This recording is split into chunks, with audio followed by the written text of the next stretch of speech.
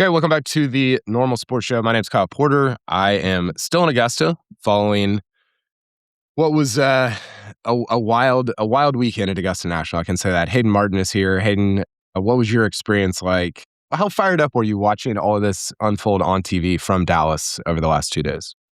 What's up, KP?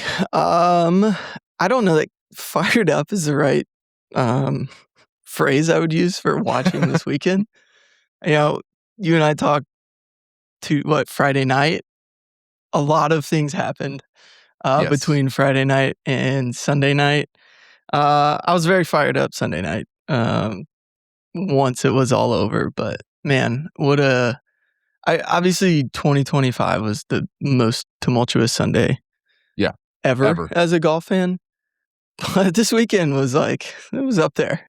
It was pretty up and down. Yeah, it was interesting because Saturday was crazy, like truly. I mean, you had 65, 66, you had scores just flying all over the place. Rory wasn't doing anything. He kicked away a 6-shot lead in like 3 hours. I mean, it was nuts. Sunday was a little, and we'll get into like what my experience was like out there on Sunday. Sunday was very different than Saturday and very different than last year's Sunday also. It was way more subdued. It was not the same experience as I think everybody had last year, and there are obvious reasons for that. But yeah, I guess first let's thank Holderness and Bourne. They're sponsoring today's episode. They outfitted me all week at the Masters, gave me some great gear to wear out there, and saw a ton of people wearing it as well. So we'll talk a little bit more about them later in the show, but thanks to them for being a long time sponsor of Normal Sport, both the newsletter and the podcast. Okay. So when you're watching on TV, Hayden, and we have this kind of interesting dynamic because we both live like really close to each other, but you're watching on TV from there, and I'm out here like on the grounds, speed walking around, taking it all in, trying to get to the right spots, trying to follow the right people. What are you thinking about? What are your questions for me as I'm kind of like, experiencing the Masters from being on the grounds at Augusta? Yeah, there's definitely a lot of them. I mean, I think it's also funny, like being in, we might be in different group texts or whatever it is with each other, or even like your Twitter, like you can see when you go dark. So it's like, I know you are out on the course running around, and like yesterday you were out there for a long time. But yeah, like I would love to know, I guess, let's start with Saturday, right? Because 6-shot lead to start the day. Like, what was your plan Saturday kind of going out there? Who are you going to follow? And then, like, how quickly does that change? Like, where do you go once you start seeing, like, the lead was gone by 12 on Saturday, I think, 11 or 12. I don't remember what it was, but it happened so fast. And so when you're out there, like, one, how are you figuring out, like, how quickly do you realize the lead is gone? And then two, like, what are you doing? Or where are you going when that happens? Yeah, so on Saturday, I was with Scotty for most of the first half of kind of the afternoon tee times or whatever. And because it's a really weird thing. You're in the media center is the only place you can like really glean information because you can watch it. You have Twitter, you have your computer, you have all this stuff. When you're out there, you have the leaderboards and you see them and you see numbers being posted and everybody starts freaking out and all this stuff, but you don't totally know like where everybody is on the course. It's very difficult to kind of traverse the course when you're out there because you truly don't know where to go. I think back to 2018 when we're following Reed and Rory and we're like, this is the story. Spieth goes out in like 31 or whatever. And you're like, is he going to shoot 62? So we're like trying to make our way to where we thought he was on the course. And it feels like the Oregon Trail sometimes where you're like, I'm just trying to ford the river. I'm just trying to ford Rays Creek and figure out, what the next step is. But followed Scotty for a while. I thought on Friday night that Rory kind of became the story, win or lose in some ways, specifically on Saturday. I don't know that was as true on Sunday, but on Saturday it was like, James Colgan tweeted it. He said, either you've exercised the demons or you're going to win or you're going to have all kinds of new scar tissue from blowing a 6-shot lead. And he followed that up, James did on Sunday, and said he kind of did both in some ways, which was, I guess, a very Rory thing. But yeah, followed Scotty for a while. That was a very, you're right, man, Scotty might shoot 63. Maybe on the cooler, he cooled off once I caught him down 10, 11, 12. Didn't do as much. He didn't really do a ton throughout the week on the back nine, which was probably what he'll look back on and have, be bummed out about. But then jumped over to the Rory pairing on Saturday. He obviously didn't do a lot, and you're like, man, I thought the thing that stood out to me about Saturday was that was a round. He shot 73. I think 5 years ago, definitely 10 years ago, that would have been a 76, 75, 76. And now you're struggling on Sunday to do anything. The most interesting part from Saturday, though, was I went to the tournament practice area after Rory spoke or after everybody spoke up. So guys do media kind of up by the clubhouse, and sometimes they bring them into the press center, but usually it's up by the clubhouse, and you just walk right up and you're like 1 foot away and you're throwing questions at them, and they've got a microphone and they're answering, and it's very old school. But after everybody spoke, he was like, I'm going to hit balls. And so I was like, oh, I'll go watch that. And there was like 6 of us out there, and it's such a cool scene because the sun's setting, you've got the press building at the end of the range, and you're like, I'm watching one of the 10 best players ever now, probably, just hit balls and try to find something at the Masters. And it was pretty awesome. Like, he hit 25 balls or whatever. It was not like anything, it wasn't Bryson-like, it wasn't anything crazy, but just to kind of take in that moment without your phone. There's nobody really out there. At the very end, I wrote about this a little bit, but Brooks Koepka was on the putting green, and he kind of walked behind Rory to get back to the players area, I call it the players lounge. I forgot what the players building that they just built. And they acknowledged each other. It was brief, very brief, but they acknowledged each other. And I was like, man, they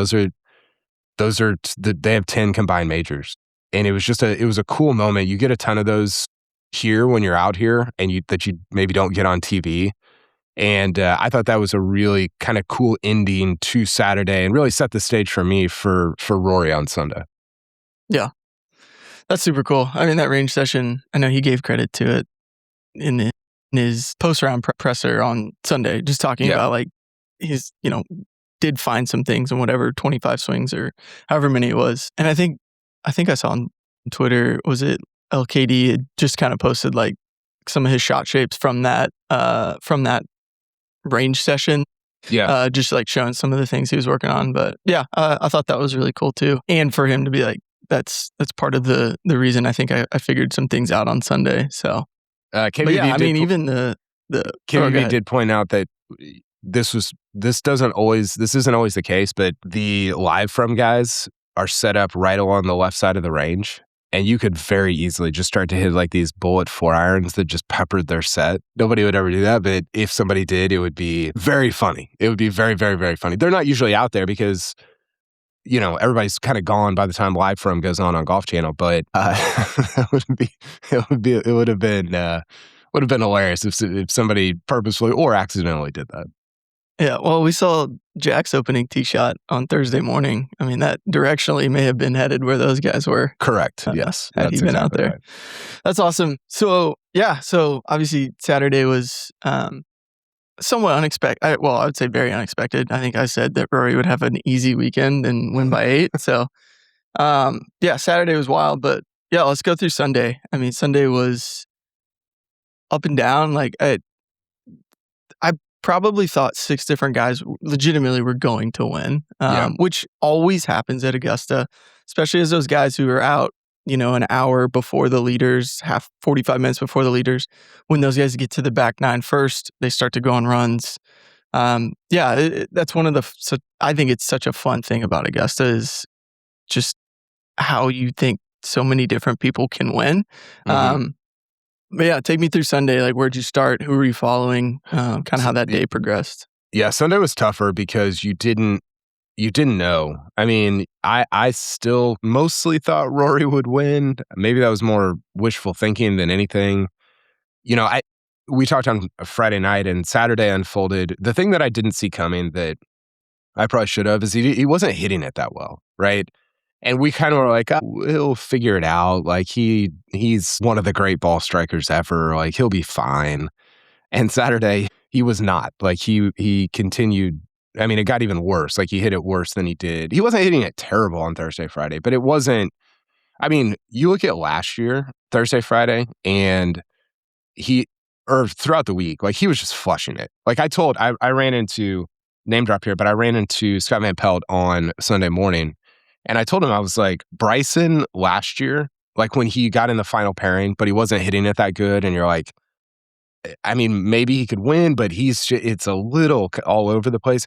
I said, that's a little bit what Rory feels like this year is he's kind of all over the place. He's in the final pairing, so he could still win. I was so impressed by, I know we're talking about Rory again. I was so impressed by kind of how he found enough of it on Saturday evening to make it work on Sunday, which Bryson couldn't do last year. But again, I thought going into Sunday that it was going to be like 2011, where you had Jason Day, Adam Scott, Tiger, Schwartzel. I'm trying to think. I can't even remember who. There was Rory, obviously shooting 80, but there were so many guys in that. You're like, I have no idea who's going to win. There's 2 holes left, and I have no idea who's going to win. I thought Sunday was going to be like that, and so Solly and I went out earlier than I usually go out. We went out at like 12:30 to kind of set up on the driving range, see what guys were doing, see who was, just kind of get vibe check, very much a vibe check of like what was going on. And we ended up, after Scotty birdied 1, did he birdie 1? He went out and I think so. I think he did. And so, yes, he did. Yeah, and so he we did. were like, oh, we got to run. We watched their tee shot. We watched the pairing after him, their tee shot. And we're like, we got to get over to 2, because if he eagles 2, then it's like, this is like happening. And his shot into 2, man. So people were asking, what's the best place to just set up camp and watch shots? Coming into 2 is pretty sick. It's pretty awesome. When you got guys up that hill and they're trying to work it, in this case, left to right into that pin. His shot was a little long. Like to get it close to that front right pin, you kind of have to hit the middle of the green and let it feed down. And it ended up over the green. But anyway, we were with Scotty for a while, and then he started making par.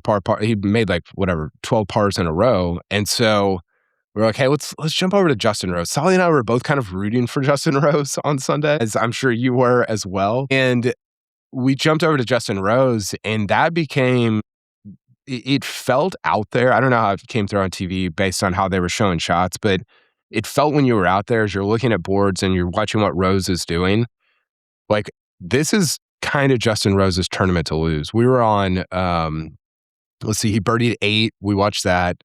We were on 9 when he hits that probably 15-footer, and that was sick. Like that was the moment. You get these interesting moments on 9. I think about Rory making birdie there last year. I think about Spieth unfortunately in 2016. I think he made birdie there to go up 5, and you're like, okay, I see the board. You have this board right past where 9 is, and I see what this guy just did. He made birdie to go, in Rose's case, to go up. I think it was 2 or 3. Right, this is Justin Rose's tournament to lose. Rory and Cam still had to play 8, so you're like, yeah, they'll probably make birdie there. But it did feel like it was like kind of setting up for Rose. And so we walked with him for a while. Like we were with him for most of the next couple hours. And then he peters out, bogeys 11, bogeys 12, should have made at least birdie on 13, hit a great shot into there, didn't do it. And so finally we dropped back to kind of the Rory Cam group, because you start to think like, okay, this is probably, after we saw that Rory parred 11 and birdied 12, we didn't see that because we were on 13, and we kind of heard a roar. 12's weird because there's not a ton of roars, because it's people are far, like you can't really see where the ball is in relation to the hole. But we heard a cheer over there, so like maybe Rory made 2 there. Like that seems crazy if you're near the lead going at that pin. And then when we found out he did, it was like, okay, this is the story again. If he makes 4 on 13, then it feels like it's where Rose was at, which is, hey, it's his tournament to lose. So we kind of walked the rest of the way we didn't walk. We kind of bleacher hopped. We ended up at top of 15, which is the best spot on the course. I actually didn't know about this. Sally introduced me to it. I've been coming here for way longer than he has, but media can get to the top of 15. You can see shots into 15. You can turn around and see guys tee off on 16 and hit shots into there, which is incredible. It's a great vantage point. And then you can actually see guys hit shots hit tee balls off of 17 and see where they are on the fairway. So we watched shots into 15. I got to say the Rory shot into 15 after he laid up. Well, I don't know I haven't seen it on TV yet. It was not good in person. I mean, it was the clankiest, skankiest, like, as soon as it left his club and you heard it, it was like, oh gosh, oh gosh, oh gosh. Like, what is this going to do? And as I turned around as soon as it landed, and he was like, had his hands up, like, please stop, please don't spin, please don't spin. It was not a good shot. And he kind of explained it away in his presser. And I was like, dude, I think you just hit a bad shot. Like, that was, that was not good. So yeah, 15 is just such the epicenter of that back nine for me. I mean, people love 13, but I've always loved 15, and being right there on Sunday was pretty awesome. Yeah, that is super cool. I was just going to say, Trevor Immelman said on the broadcast, he said, the only way that ball didn't go in the water on 15 was because he hit such a bad shot that he didn't spin it. Mm-hmm. And that is exactly what it looked like watching it. Because as soon as he hit it, I had flashbacks of 13 last year and just thought of all the balls we've seen fall back into that. It didn't spin at all. Like, it almost hopped forward a little bit, which was shocking. And then we got to the top of 17, got to see, I thought he was going to putt everything. You know my game. I putt everything if it's within 40 yards of the green, especially if I'm in a match and I'm nervous. He was clearly nervous. The chip he hit on 17 was sick, though. It was so sick. And then 18 was interesting because you can't, we were like just so bummed because you can't really get up there and see anything if you've been out unless you have chairs set up, right? But he goes way right on 18, and we sort of, like, we were talking to people and they said, oh, he went like way, way, way right. And so I looked at Sully and I was like, let's get to 10 and like try to run up 10 and see if we can see maybe he's that far right. And he was. And so we were actually pretty close for his shot into 18. It was a bit of a crowning. He went so far right that it wasn't a hard shot. I don't know how it looked on TV, but it was pretty straightforward. And I told Sully, if he had been 10 yards left of there, a lot more interesting, because you don't totally know what to do then. Probably still punch out and make 5 or whatever, but where he was actually a pretty decent spot, and we got to see him hit it in. He didn't take a ton of time. I thought he was pretty decisive there and just hit the shot and knew he needed to make 5 to win the Masters, to win his second Masters, and did it. And the emotion was cool. We were talking throughout the day, like, what will his reaction be if he wins? Would it be the same as last year? Obviously, no. But we wanted to see something, because it's like, dude, this was the thing, was you winning majors, and now to do it twice in a row at the Masters. And so I thought his reaction was very, very cool. I will say the whole experience, and I'm coming off of the high of last year, which was like hard drugs. I mean, for everybody that was out, it was so tense, because you're like, this is like, how is this happening? The whole day was pretty subdued. There was not nobody really made eagle. Nobody really made a run late. We didn't see Scotty's putt on 17. I watched that this morning. Scotty could have won the Masters. Yep. And so it was a little bit more, for me, it wasn't as fun as last year. It was still an amazing experience because Rory won the Masters and he's at 6 now. And I thought the golf course was incredible and all these different things, but it was just more subdued. Even Rory in his presser, it wasn't as, last year was just so electric. And this year was like, yeah, did it again. And there were subtle things that I'm sure we'll talk about here in a minute, but it was not, compared to last year, if last year was like a 10 of 10 or a 12 of 10, this year was like an 8 of 10, 7. I mean, the Masters is always great, but it wasn't quite the Sunday that maybe a lot of people were expecting. Yeah. Yeah, I think I would agree with that as like just someone watching at home. I think the biggest thing was like I watched most of this Masters sitting down, or this Sunday, like sitting down, Whereas last year, I couldn't sit down watching it. I was all over the house. Just, that did feel a little different. I thoroughly enjoyed today, or I guess yesterday. I just thought that there were so many different moments throughout the day from different guys, like hitting shots. I was like, that's the shot we'll remember. But then there were both, that went both ways, good and bad, of like, oh no, that's the shot we'll remember. And then there was also just like absurd things happening on the course too. I got to give a shout out to HaoTong because we were on 11. So Sully jumped to the bathroom on 11 green. And so I just stayed in the spot that I was in because it's so easy to lose each other out there. I was like, I'm staying right here. I'm not moving. Come back here. And whenever HaoTong and Scotty were on 12, I was scared to go over there to see, because you heard the groan and you're like, who hit it in the water? Like, I don't want to move because I don't want to miss, the person I'm walking with or whatever. And I saw Scotty walk across the bridge. I was like, okay, good. Because I wanted seeing Scotty come from 12 back to Rory to win the Masters would have been insane. Like, it would have been so cool. But Solly got back and we go over there and we see HaoTong hit a second in the water on 12. And he's he's so demonstrative that he's one of the few guys that you don't need TV at Amen Corner to know what's going on. Like, what's going on with HaoTong Li, which is awesome. So like, oh, he made 7 there. That's not good. Or he made 6 there. That's not good.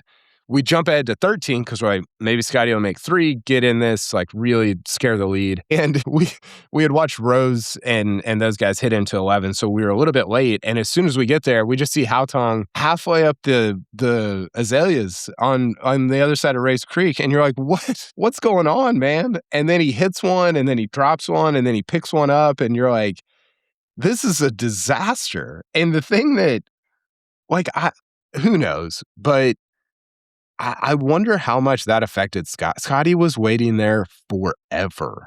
And I looked at Sully and I was like, he needs to hit the shot. Like, who knows what he was thinking. I would rather hit a chip. I would rather wait on a putt than wait on a chip.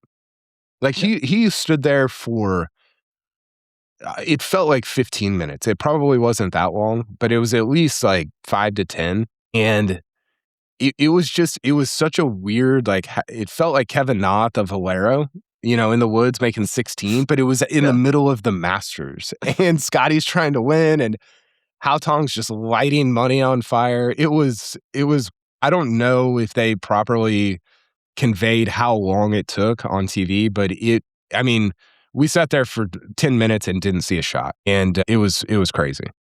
Yeah. And then the putt in the water too. My gosh. Like, just all of it.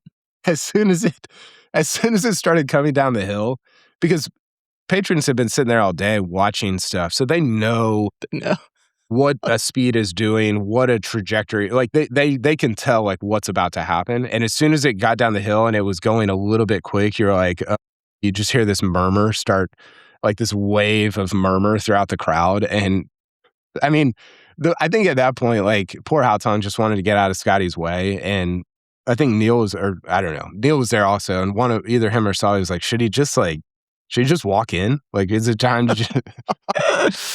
Yeah, I just rewatched the putt that goes in the water, and you can just watch, like, Scotty's body language. Like, he just, like, realizes, like, what's happening. Like, he's got another 5 minutes till he putts. It was tough. It's so bad. Very tough. Yeah, I think I sent a text to, I don't know if it was you or sent to somebody last night, like, Rory owes HaoTong a nice bottle of something after his performance on Sunday, because I agree. I think HaoTong cost Scotty at least a shot yesterday, which obviously he didn't want to do, but it was cinema. So Scotty made 5 on 13, correct? Yep. Yeah, because he hit his third in. His third shot wasn't very good. We were sitting there and he took the club, like, really far back. And I don't know if he was trying to, like, I don't know what he was trying to do there, but it just, and you could tell, like, people clap for him because it kind of fed back and he had a birdie putt or whatever. But I turned and looked at him and his body language was like, that wasn't very good, for him in that moment. And yeah, he needed to make 4 there. I just saw his birdie I heard the roar on 15 when he made birdie there. But I also saw him hitting out of the woods, and so I was like, what? I had no idea what had happened. And so we thought he made eagle. We thought he made 3 there. And we were like, oh my gosh, because it was it was the loudest roar of the day, was when Scotty made birdie on 15. And then they put the birdie up on the leaderboard, and you're like, okay, he just made birdie, so he still needs probably 2 more coming home. But then with Rory, you're like, anything, like, who knows? Like, I have no idea what's going to happen here. Yeah, it was that whole scene, like Amen Corner, 15, 16. It was very fun on Sunday. Yeah, that was a cool moment, I thought, too. And the broadcast did a pretty good job of when Scotty made birdie on 15. Like, the next shot was Rory's putt on 13 that he made for 4. And we had just seen Justin Rose miss that putt, pretty similar putt. He missed it, pulled it, and then Rory's kind of sneaks in that left side. So I thought that was like a cool sequence. That was the most confident I had felt up to that point that Rory would win.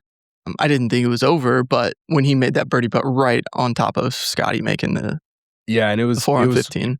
It was cool because he was walking around that putt, and everybody heard the roar, and you know that he knows what that was. You know, it's not like oh, Sam Burns made a 3 on 17. Like, it was clearly like Scotty did something on 15, and that part of it, like, I'm glad you called that out, because that part of it is really hard to convey on TV.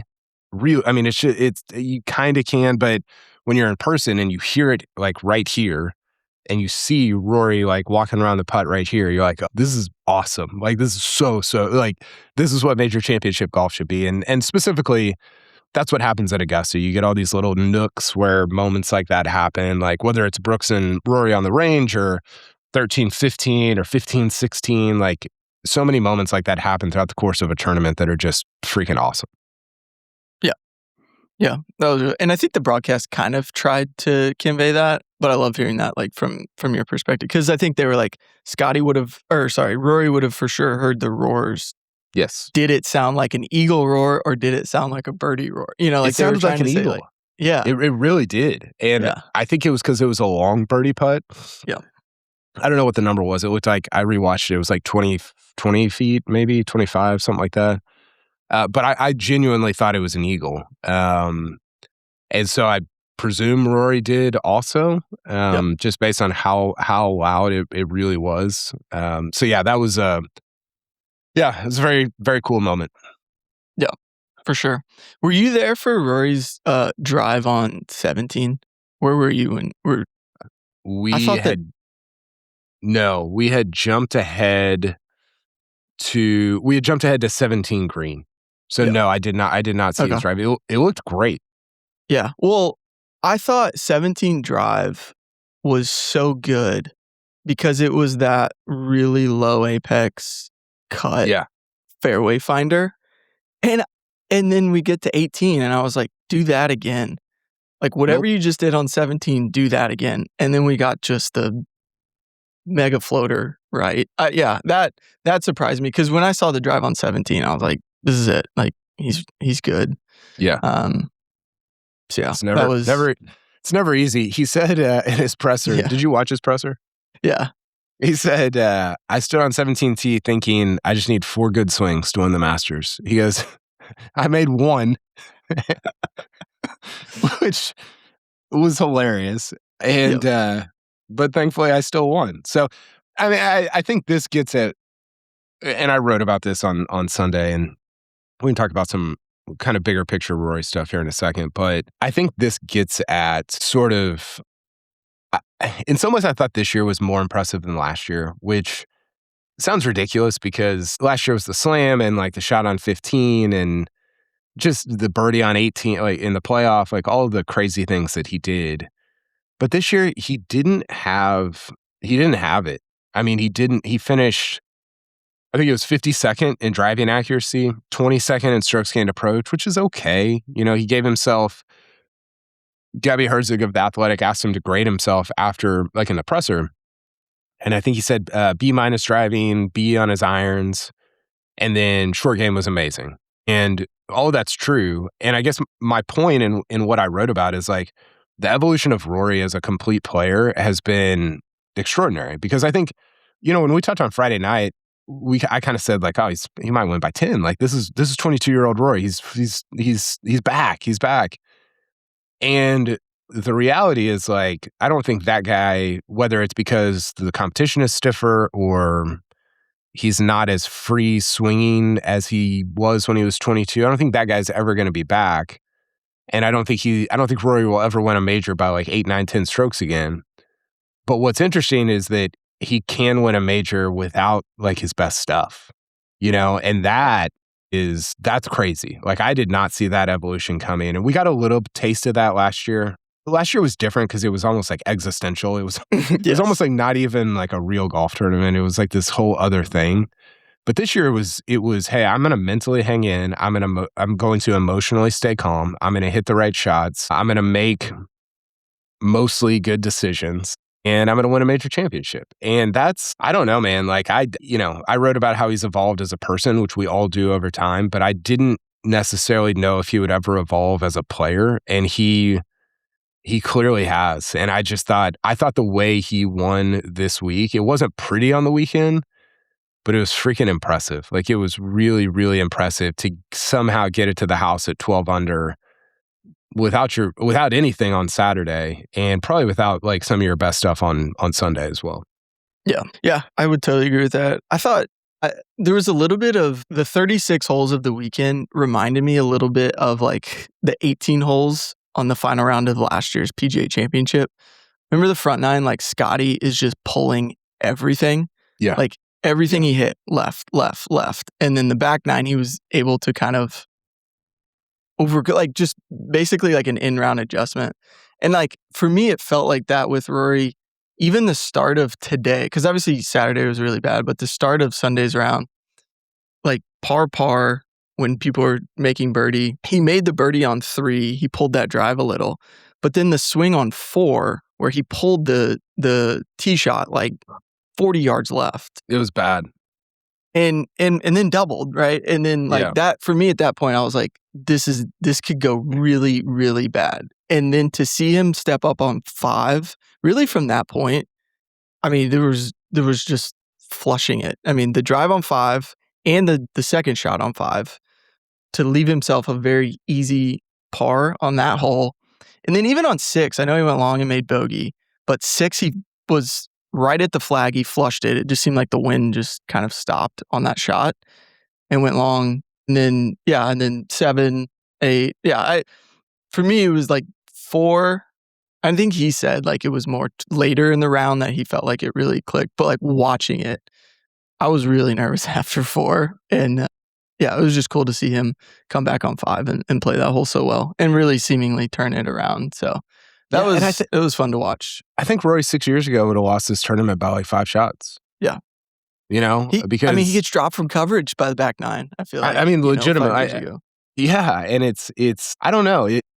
I know people talk all the time about his longevity in the game and how talented he's been for so long, and that's true. And the fact that he's kind of married that longevity of talent with an emotional and mental game that is world class, that's kind of caught up with it. Most of the time, when guys' mental and emotional game mature and evolve, like their physical talent has deteriorated so much that it's like it doesn't totally matter, and you rarely get a mature player who's still like one of the greats of all time, talent-wise. And so I'm just excited. Like I'm excited about what this means for the rest of this year. He clearly is not going to go through the lull that he went through last year. That was such a weird, like, again, it was the whole thing was existential. That round, his like how he acted afterward, like it was barely a golf tournament. And so I think this year I'm really excited to see how the sort of union of that player and or that physical talent with like the mental and like he could win Shinnecock, honestly. He could win, obviously he could win any of them, but you just think about how different he is now. I mean, the book on him when he was 23 was like, you throw any adversity at him and he'll wilt. And now it's the opposite of that, which is Yeah. crazy. It's so crazy to me. I was standing behind him on 6 on Saturday when he hit it so far left. And I got to tell you, because it was out back left pin, Mm-hmm. and the shot that he had, like the pitch that he had up to that pin, I was like, brother, I'm just like, put me down for 6. Let's go to the next hole. Like, I'm good. And he hits this like spinny, has to hit it like 3/4 of the way up the hill, balance it just right. And it was like the shot he hit was unbelievable. I don't know how it came across on TV. I haven't gone back and watched it. In person, I was like, that is a joke. Like, that is so good. And he makes the putt for par, and you're like, again, that 73 should have been a 76, and it wasn't. And he won the Masters because of it. Yeah. Yeah. Obviously, it's hard to like see on the coverage like how far down he was and how difficult that shot was. For me, it's always listening to, in this case, Immelman or whoever's on the call react to the shot, because like his reaction to the shot is what let me know that was unbelievable. He always does that little howling thing where he's like, oh. Yeah. I enjoy listening to him. Yeah, he's so good. My favorite call, I did see this. I don't know. I was in the media center for something. But when HaoTong hit the topper into 15 into the pond on Saturday, and they cut to it. I don't know why this made me laugh so much, but Jim Nance goes, good gracious. I think Nance is probably always thinking about like those moments, right? Like the big moments, the final putt dropping. What's he going to say? And then you got HaoTong out there. Trying to skip it across 15 pond rather than 16 pond. Yeah, I laughed really hard when I saw that. I heard it and I just lost it. Like, you're always, I don't know, punch drunk during these major weeks, but him saying, good gracious, funny.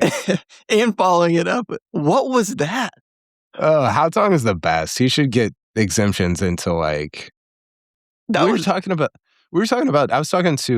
Lamagna about this. We were walking around on Saturday and we were like, is he the best Chinese golfer of all time? Yeah. I mean, at this point, who else? We couldn't think of any other.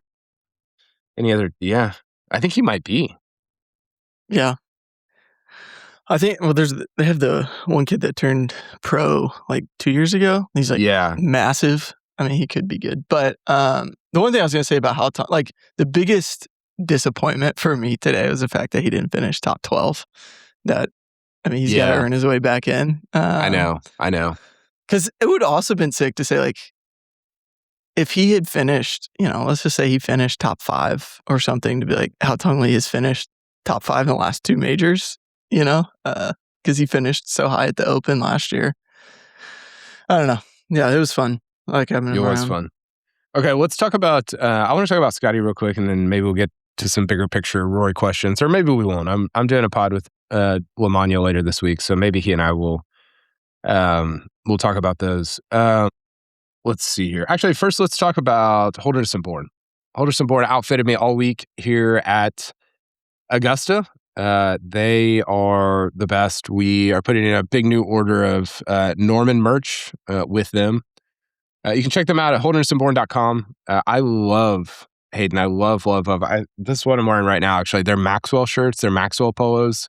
Just the best. The best colors, best fit. It's, their polos are tremendous, and we want to thank them as a longtime supporter of Normal Sports. So check them out, holdernessandbourne.com. Okay.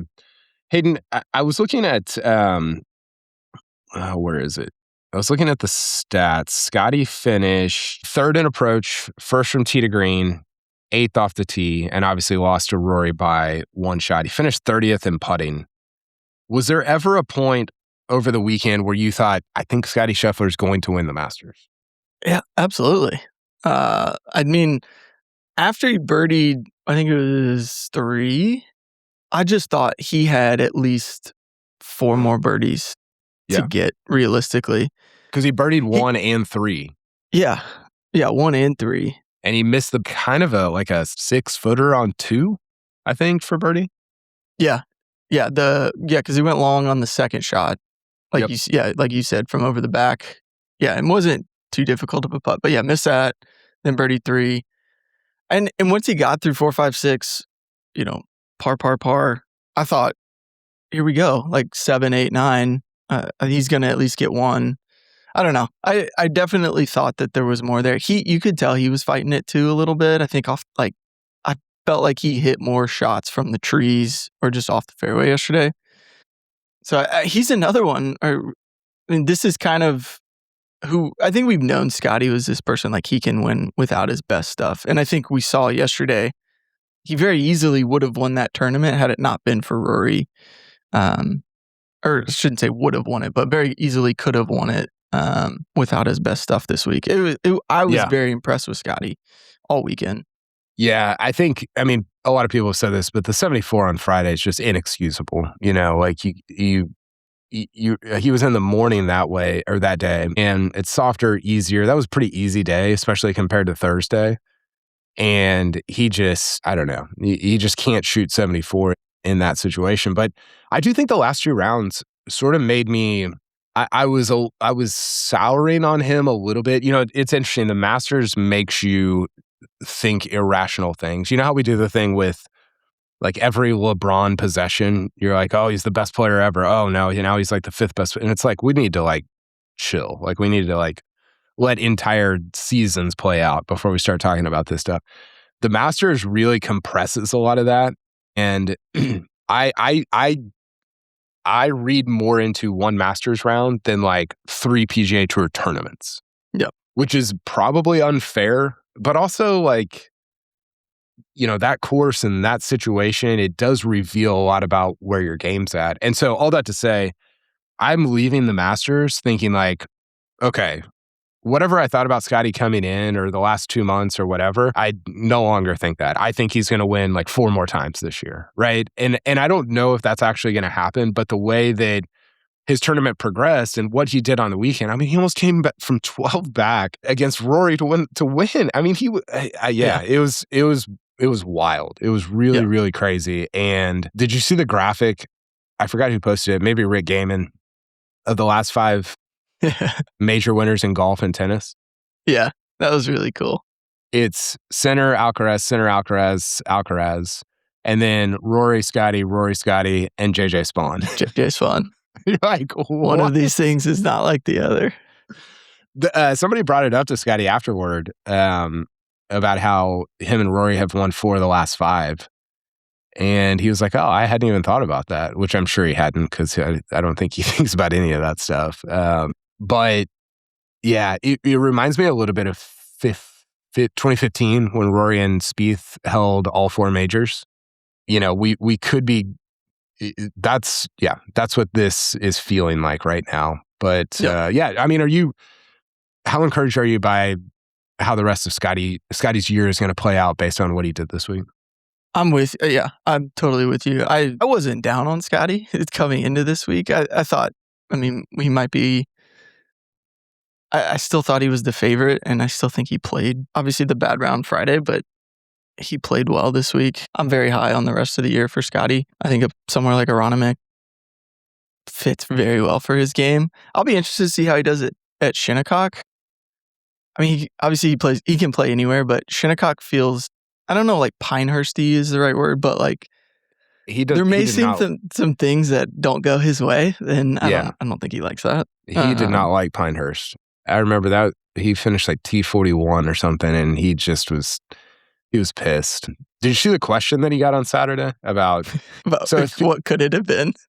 Yeah, if people haven't seen it, he went on, I guess it was CBS, and said, I shot 65, but I kind of felt like I left a few out there, which he doesn't. I mean, all golfers think that, including you and I, but he doesn't really say it that much. And then when he went over to kind of the scrum with the rest of us, idiots, like non-TV people, the first question was, what could it have been or what should it have been, like your score, which I thought was kind of a fair follow-up to what he had just said on TV. And he's like, that's it was Bryce Harper. It was a clown question, bro. He's like, that's a stupid question. Next question. And you're like, I don't know. It was weird. Like, I couldn't tell if he was joking. I don't know if he knew if he was joking. I don't know. I wasn't over there to hear like the tone and see the interaction, but I thought that was, he does weird stuff like that. And you're just like, I don't, if that's the only thing you're trying not to do is to create like a stir like that. Yeah. And he kind of tried to back off of it a little after that, saying like, somebody else asked a question. He's like, well, I already gave another person a hard time. Like he like did that chuckle. Yeah. I can't do it, but yeah. But he kind of played it off. I think he always feels like media is entrapment. Like we're trying to like back him into it. And it's like, no, you just said this. Yeah. Like I'm not making it. Yeah. It was, it was weird. I don't know who tweeted it. So, but I saw a tweet yesterday that was like, Balionis' first question to Scotty has to be, you shot 68 today, but what could it have been? Yeah. I think it was, Garrett Morrison. That was very funny. Yeah. That was very good. That made me laugh.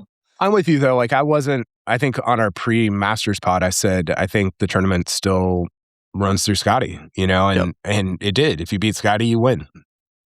I guess you would have to, if you beat Scotty, you're in a playoff with Rory. If you beat Scotty and Rory, I mean, that's the thing, man. We were talking about this throughout the week with a bunch of people that were here. If you're Russell Henley, for example, who played great and is like such a good player, such an underrated player. You're like, I got to beat Scotty and Rory in the same week, and somebody like JJ Spawn who like pops up and has the week of their life. Like that sucks. Like that's so hard right now, and that doesn't last forever. Things change, things move quickly, or whatever. But that's got to be demoralizing for any player going into a Ronnemeek, Shinnecock, and Barkdale. Yeah, I totally agree with that. I enjoyed him. I enjoyed Hatton yesterday. Two guys who I didn't think ball flight wise could hang. You're talking about Henley? Yeah, Henley and Hatton. Yeah. But it was fun to watch both of them kind of get around. And both of those guys, probably not realistic, but like in my head, I was like, are we going to see a Henley or a Hatton put on a green jacket? Dude, you don't know how many times I said to Solly, like, and for different people, but is Russell Henley going to win the Masters? Yeah. Is Tyrrell Hatton going to win the Masters? So many Which times. would have been an all-time call from Webb, right? Because I think Webb said on the podcast with you. I haven't texted him yet, but I was going to text him today. Like, all I could think about when Russell Henley went out in 32 was like how fast I was going to clip him saying, I think Russell Henley's going to win the Masters. Because the time, like, I think Russell Henley's really good at Augusta. It's just, you know, guys like him who he's such a he's so workmanlike. It's not ever like beautiful. It's just hard to see guys like that. Beating Rory and Scotty in the same week. Which again, it is very much like tennis. You beat Sinner and Alcaraz, you're probably going to win Wimbledon. You beat Scotty and Rory, you're probably going to win the U.S. Open, the PGA, whatever. Because one of those guys, or both of them, is going to be up there near the top. Okay, let's hit one or two more guys. I know you got to go. Any final thoughts on Justin Rose? It was just very impressive. I mean, you know, that was my pick that I wanted to see win this week.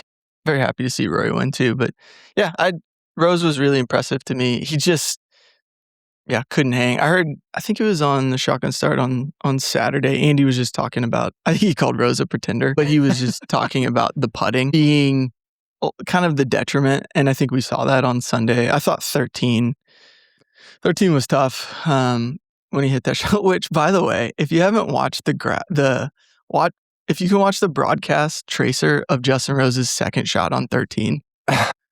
I saw a tweet about it.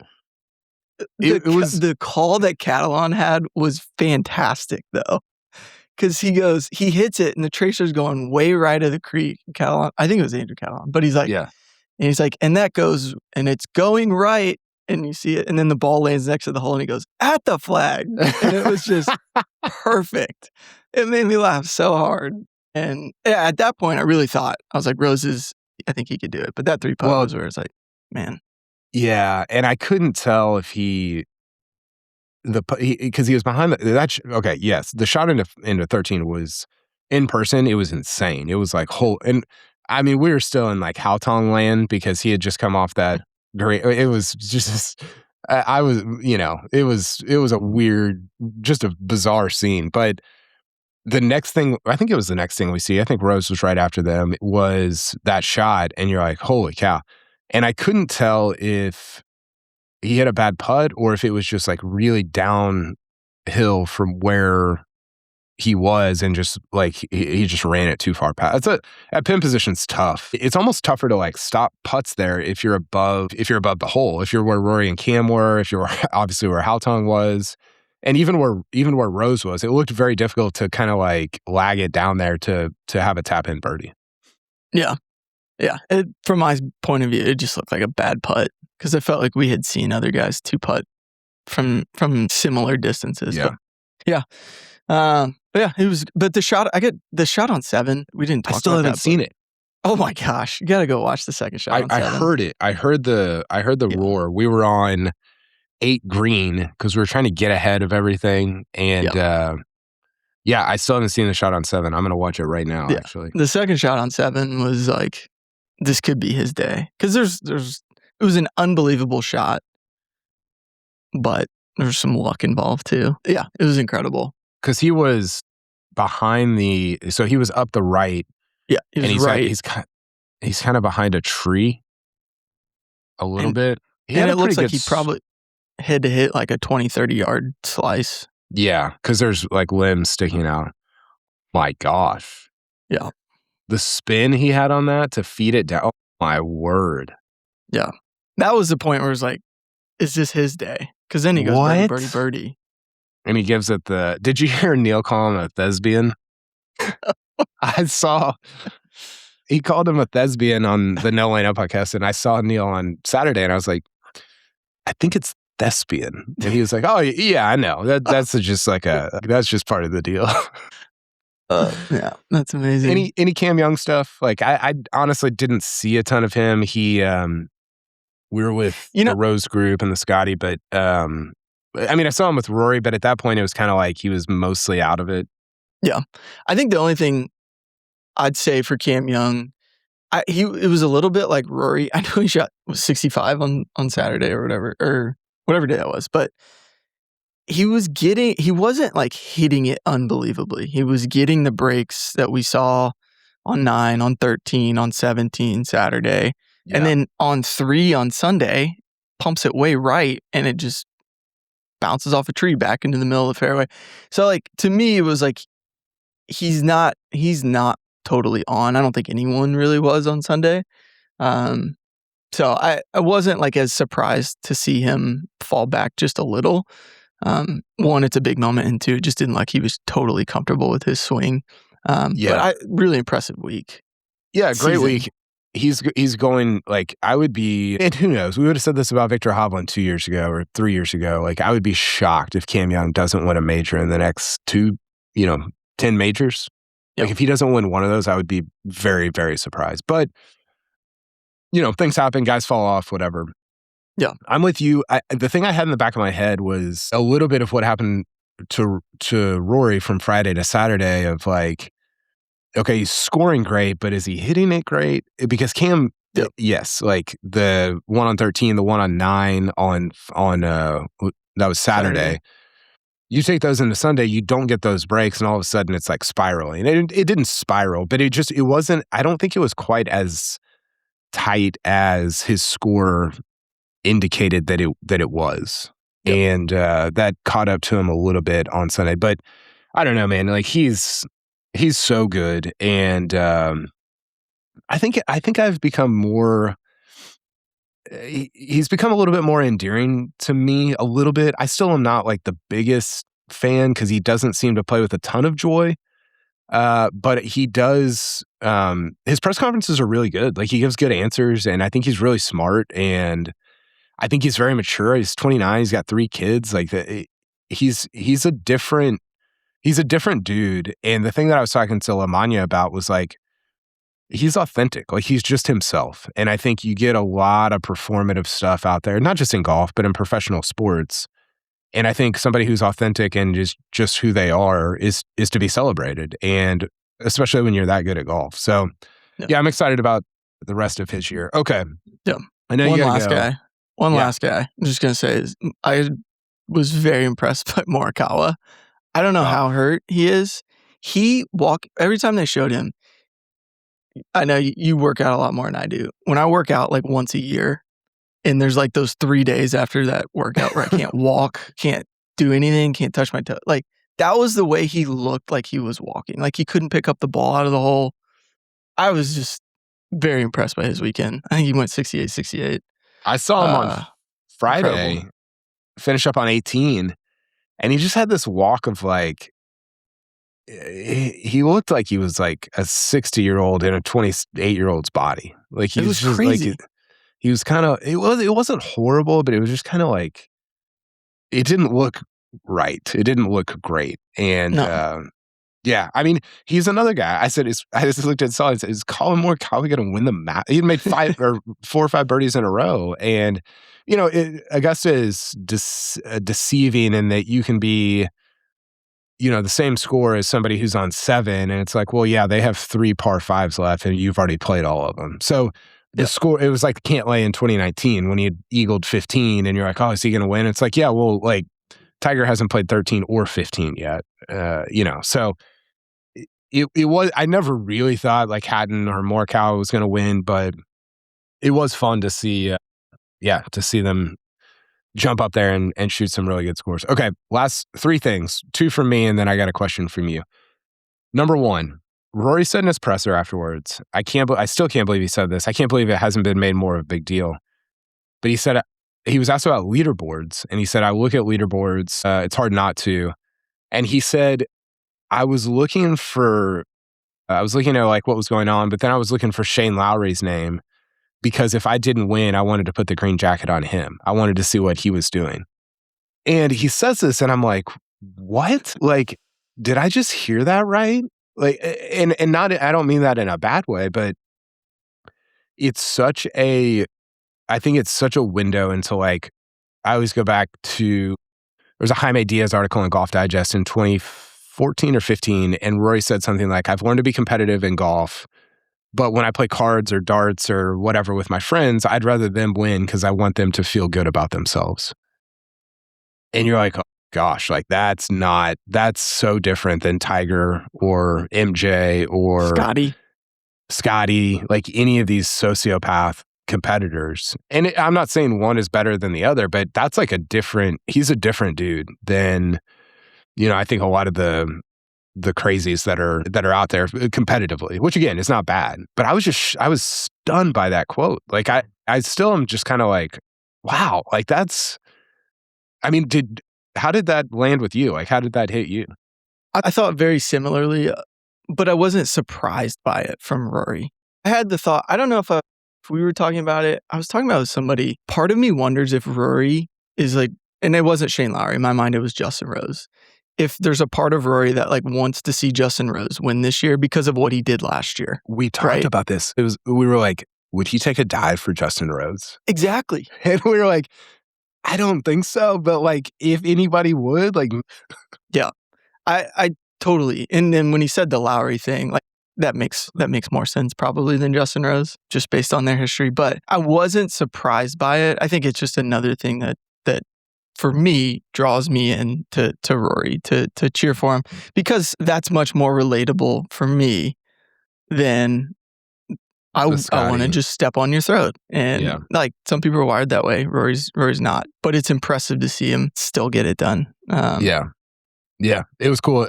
After when everybody was kind of congregating up over by the scoring hut afterward, and Poppy, his daughter, ran up and hugged Shane Lowry. Like, Shane Lowry needed a hug because he shot like 80, but she just ran up and she ran up and like hugged him around the legs. And it I don't know, man. Like it was, the Masters is just, it's the coolest. And it is, I thought there was a lot more joy this year in the aftermath. For Rory, for his family, like just his parents being there, that was cool. Him getting like super choked up, talking about them.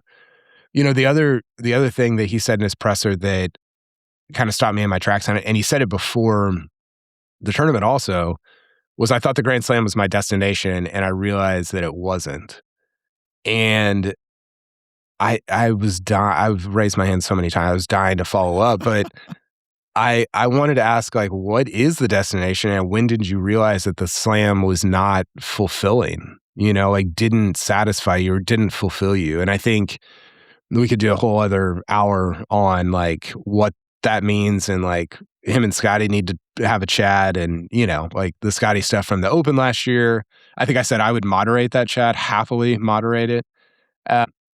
But yeah, I thought that was really interesting, and I'm curious to see what that means for him in terms of majors, but also as a person in life. Like I'm that's a thread I'm gonna pull on for a while. So with that, last question, I guess it's a two-parter. Who ends their career with more majors, Scotty or Rory? I was thinking about that on Saturday, and it was probably a more interesting question on Saturday when Rory's up 6, but you're like, Scotty shoots 65. Like that day specifically was a really interesting question, but it's still interesting. And how many does Rory get to overall? I don't know. I keep going back and forth. I saw you send that question. Did you post on Twitter? I don't know where you posted, but in the moment, I think it's easy for me to say Rory.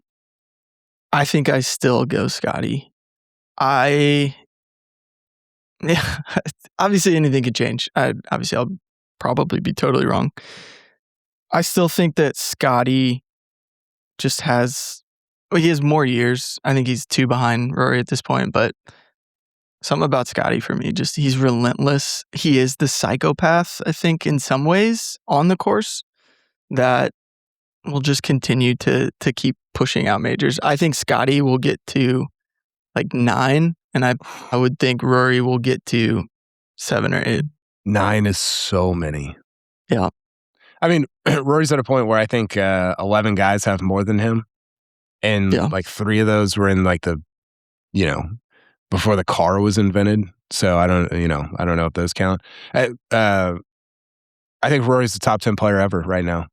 Like I think he caught Phil. He has the slam over him. His winning percentage is way better. If you look at any PGA Tour or whatever, I think Rory is a better historical golfer than Phil. And I've got Phil right at the edge of like being a top 10 golfer ever. I think Rory is like a top. I think it's legitimately not crazy to say that Rory is a top 10 golfer of all time. Yep. Which is, he's 36. He's not like, 46. Yeah. I think the problem is, here's the problem. I think Rory gets to, what is he? He's got 6. I think 8 is like, 9 would surprise me. 6 would surprise me. 7 or 8 wouldn't surprise me. And I'd probably lean 8 just because he does seem like he's like kind of vibing right now. And that, that changes. Who knows? Maybe an injury, whatever. But I'll say 8, which means that Scotty from here on out would have to have Brooks Koepka's career to get to 9 and beat him. Right. Which is a lot. But that's also, Brooks did that, and 4 of those came in 2 years. I just think the thing about Rory is the longevity, and we don't see that. I mean, I don't know if Justin Ray, I was not on Twitter yesterday because I was out on the course. I don't know if he had this stat, but I wonder how many guys have won multiple majors on either side of a 10-year drought. They can't have ever happened, right? Like Tiger did 1, Jack did 1. What was Jack? Yeah, I was going to say Jack did 1. I would be surprised if anybody. So the longevity, and my point in saying that is like, we don't know if Scotty has longevity. I think he probably does. Yeah. But is Scotty at 38 going to be as good as he is at 29? Rory's better. Scotty might be better. I don't know. It's so hard. That's why it's like, I think they're both going to end up as top 10 golfers of all time. I would probably lean Rory having more. I don't think either of them gets to 10, but it's going to be so much fun to find out, to watch it. Yeah. I think we're really lucky to be watching, I think, what we're watching, because golf over the last, really since Tiger's gone away, hasn't been like tennis, where you just kind of have these favorites who are out and running, and seemingly like every tournament goes through them. So yeah, I hope it continues. I think it's fun to watch. I still got Scotty. Yeah, sorry, I was just texting Jay Ray about that. I'm very curious now to see if anybody's been on multiple majors on either side of a 10-year drought. You're saying you like that it's like tennis now? Yeah, I do. I don't think it's I don't think it'll ever be like tennis, where it's like literally only these 2 or 3 people will win. But like we had runs in the 20s, right? Like obviously Spieth, J-Day only won 1, but like had that run. DJ, Jimmy Walker. I don't know. I just think that golf is better to me when there are these I don't like it as much when I think a JJ Spawn story is really cool, and I like that, but I don't want 4 JJ Spawns winning majors every year. And the JJ Spawn is accentuated because it's like, dude, you beat Rory and Scotty when they were like in their stuff, in their bags, you know, like that's sick. Like that's incredible. So it almost accentuates, you know, those stories. And you're right, like Scotty and Rory it's impossible to win all of them. And so it almost makes those stories better. Okay, last thing, I got to tell you this because we haven't talked about Spieth, but I went to the press conference on Thursday morning with Jack Nicklaus, Tom Watson, and Gary Player, Gary Player was talking about polio, and like it was like it got off the rails at times. Gary Player was talking about the 12th hole and about how he said it's crippled more people than polio, and he said, which is like you can't say that. Yeah, it was not great.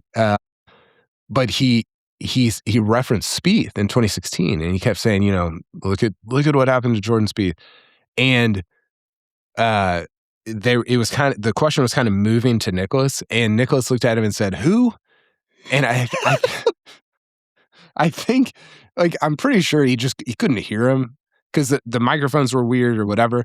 But I was with Omanya, and he goes, "See, Nicklaus doesn't even know who's Spieth." Man, yeah. Oh, we're close, buddy. We're close. Listen, it's coming. I mean, you said Rory did multiple majors after a 10-year drought. I think we know who the next one's going to be. Did you hear him say he hit it better than he hit it when he won? Which is just... But give me more of that. I don't know, man. Like, I watched 2015, and he hit every stick. I mean, I remember, I think he hit multiple flag sticks in the same round. Yeah. Yeah. I mean, yeah, that was such a different time.